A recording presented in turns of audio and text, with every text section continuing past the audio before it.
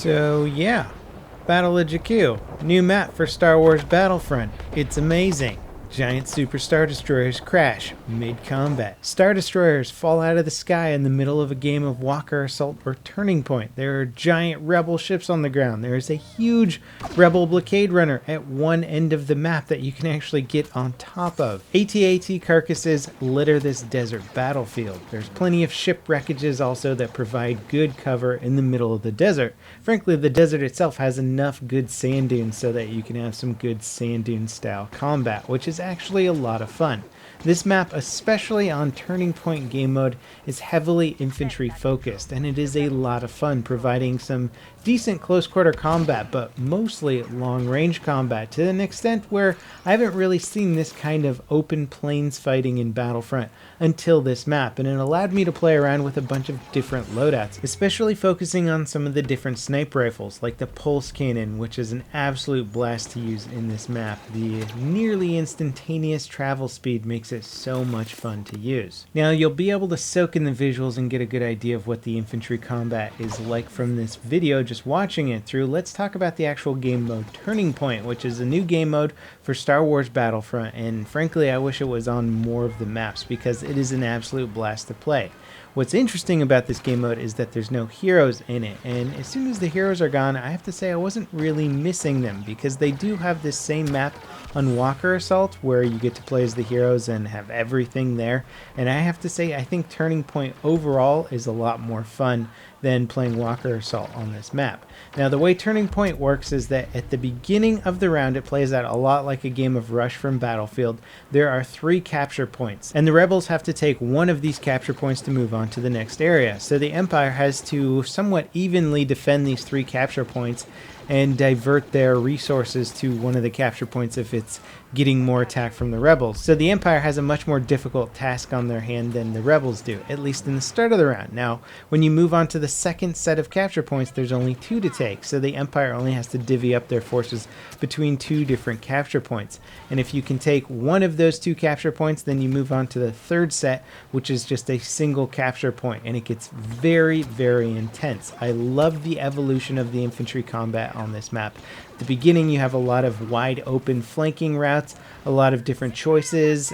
You can basically decide that you don't want to attack a certain point if it's too well defended and go for a different one, and then towards the end of the map it gets insane and you just have to muscle your way onto a single point. It's really cool because it's easiest in the beginning for the rebels and hardest at the end for them, which is the way that any sort of progressive game mode like this should function, and I feel like other dice games like Battlefield could really learn a thing or two about the way that Turning Point is designed. Now the visuals in this map are simply astounding, and if you haven't gathered that from the gameplay, I had to take a few moments where I just stood off to the side of the battle and took it all in. When you look up at the sky, there is a massive, massive fleet battle going on between the rebels and the Empire, one that looks even larger than the fleet battle you see in Return of the Jedi. I mean, this is a battle to end all battles, and quite frankly that's probably what it was. If you're interested in the lore of the Star Wars universe, I mean, this is supposed to be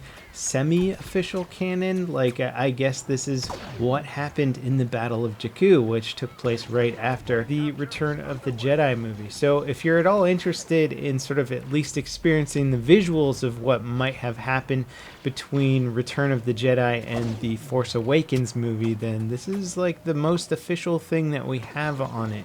And who knows, maybe we'll get a movie showing off the Battle of Jakku at some point, since they are doing the offshoot movies after the main storyline movies, as we are already getting Rogue One, which focuses on the storyline behind the rebels who stole the plans for the Death Star, so it's not really going to focus on the characters of the main storyline, and that could be a really good way to sort of segue into a Battle of Jakku movie as well.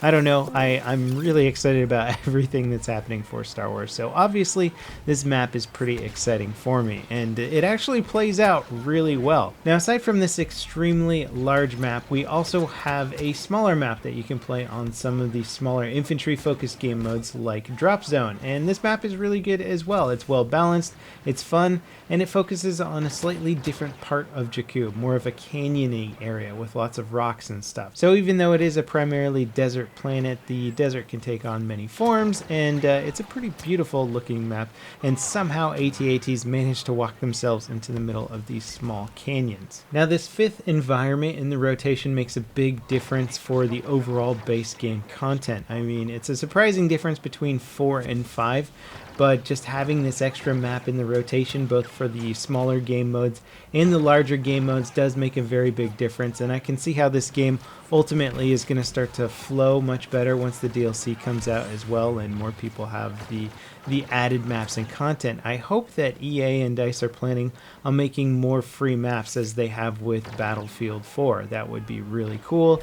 Having more base game content for everybody to experience, I think, would overall increase the value of this package significantly. Now there is one thing about this map that I feel like the advertising might have misrepresented a little, and that is in the short trailer showing off the Battle of Jakku, the teaser trailer that they released. They showed a giant Star Destroyer coming down directly overhead, and it looked like it was going to land extremely close to the battle. That doesn't happen in the Battle of Jakku, as far as I can tell, unless there's some secret way to unlock it. That would be extremely cool, but I haven't seen it happen yet. The massive Star Destroyer that comes out down in the distance is still a very, very nice bit of eye candy, but I think everybody was expecting this giant Star Destroyer to crash close to the battlefield, maybe causing a dust storm and changing up the environment halfway through. That would have been an awesome thing to have in there. Maybe it was something that they were planning on having in there and decided that it just didn't work well with the game mechanics and pulled it last minute or something like that. Who knows what happened, but I have to say I was looking forward to seeing that, and because it's not in the game, I am a bit disappointed. I'm still happy with the overall map design and everything in it because it's just gorgeous and there's so much eye candy, but I still was looking forward to that one element. Now, along with this map release, DICE also patched the game, so there's some fixes in there. There's a bunch of changes to the game balance and weapons and gadgets and all that stuff. Unfortunately, the patch notes at the moment are extremely vague.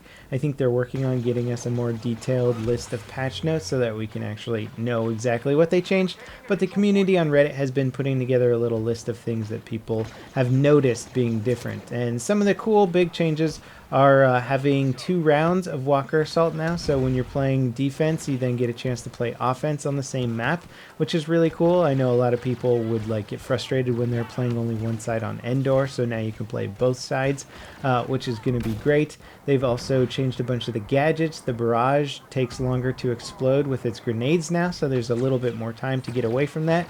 I feel personally like the impact grenades are a little bit less effective, but who knows, maybe I'm just imagining things. That wasn't something mentioned on Reddit.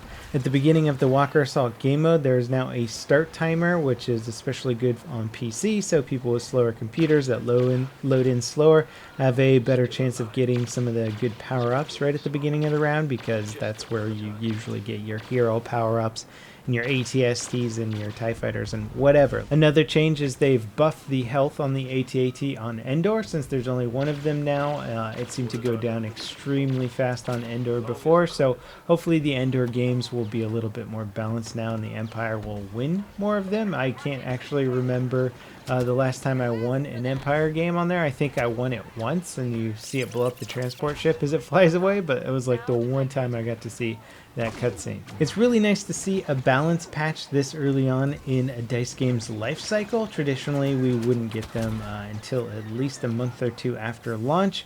I mean, that's the way that most games are, but the fact that they snuck in a balance patch with this map patch, this DLC patch, is really cool. It's a great excuse to make some good, meaningful tweaks to the game immediately after launch, so that we don't have to stick around playing an imbalanced game for a long period of time. Now, I will say, focusing back on the Jakku Turning Point and Walker Assault thing, the map is so much more fun to play on Turning Point. When you play on Walker Assault, I feel like Walker Assault wasn't really the primary intention of this map design, because the walkers have great line of sight on so many infantry, and if you get into a walker at the right point, during the map, you can just rack up like 30 kills. It's totally crazy and unfair because the map is just more open than any other Walker Assault map has been. I just don't feel like it plays out that well, especially when you're like in aircraft and stuff. You can just strafe anybody on the ground at any time, and the heroes feel a little bit out of place. So Turning Point is the way to play this game mode. You can play over and over again on Turning Point since it's the only map in that rotation, whereas this map will only come up once out of every 5 maps if you're playing it on Walker Assault. So you don't get to play it as much, but as I said, it's just not as fun of an experience. But if you want that totally inclusive AT-ATs and heroes Star Wars Battlefront experience, then I guess you do have to play it on Walker Assault. Now, if Jakku is anything to indicate what the quality of future DLC is going to be like for this game, then I am extremely excited. Although technically, numerically, we don't have that much content in terms of maps to play on, the richness and the fidelity of them is just breathtaking, and I cannot wait to play and see more Star Wars Battlefront content. And as I watch this clip of Luke running around on Jakku, it actually occurs to me that, hey, he might have been in the Battle of Jakku, and he might have looked like this. So maybe this one hero does actually make sense here. Anyways, thanks for watching, guys, and I'll catch you next time. This is LevelCap, signing off.